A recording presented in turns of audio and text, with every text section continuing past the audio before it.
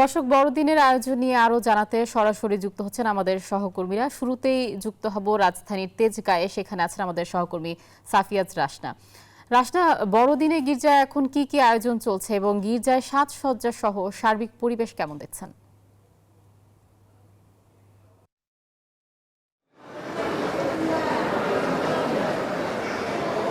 আয়শা, যেমনটি জানাচ্ছিলাম সকাল থেকে যে সকালে কিন্তু সূর্য ওঠার পরপরই প্রথম বার বিশেষ প্রার্থনা অনুষ্ঠিত হয় এবং এর পরপরই সকাল ৯টায় আরেকটি বিশেষ প্রার্থনা অনুষ্ঠিত হয়। যখন আর্য বিশপ এখানে এসে উপস্থিত হন তখন এই বিশেষ প্রার্থনা দ্বিতীয় বিশেষ প্রার্থনাটি অনুষ্ঠিত হয় এবং একই সঙ্গে সকলের মঙ্গল প্রার্থনায়, বিশ্বের মঙ্গল প্রার্থনায় এই আয়োজন করা হয়ে থাকে এবং যারা এখানে খ্রিস্ট ধর্মের অনুসারীরা রয়েছেন তারা বলছেন যে যীশু খ্রিস্টের যেই সত্যের বাণী প্রচার করে গিয়েছিলেন তা যেন সবার মধ্যে ছড়িয়ে পড়ে, সেই আহ্বান জানানো হয় এই প্রার্থনা থেকে।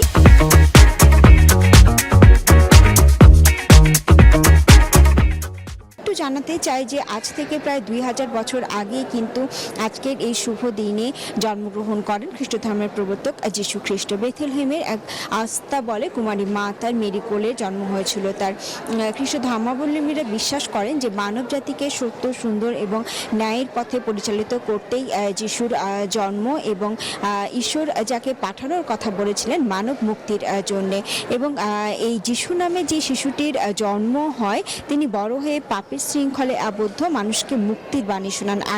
আর তাই তো তার এই জন্মদিনটিকে ধর্মীয় নানা আচার এবং উৎসবের মধ্য দিয়ে উদযাপন করেন তার অনুসারীরা। এবং আজকের এই দিনটিকে ঘিরে কিন্তু বিশেষ নিরাপত্তা নেওয়া হয়েছে এবং ডিএমপির পক্ষ থেকে বলা হয়েছে যে সবাই যেন নির্বিঘ্নে এই দিনটি উদযাপন করতে পারে এবং প্রতিটি গির্জায়, চার্চে কিন্তু বিশেষ নিরাপত্তার ব্যবস্থা করা হয়েছে এবং সেই সঙ্গে সারা দিন ব্যাপী কিন্তু গির্জাগুলোতে প্রার্থনা চলবে। সেই সঙ্গে সান্তাক্লজের উপহার তো রয়েছে শিশুদের জন্য এবং প্রতিটি পরিবারে নানা ধরনের পিঠার আয়োজন করা হয়েছে, নানা ধরনের খাবারের আয়োজন করা হয়েছে।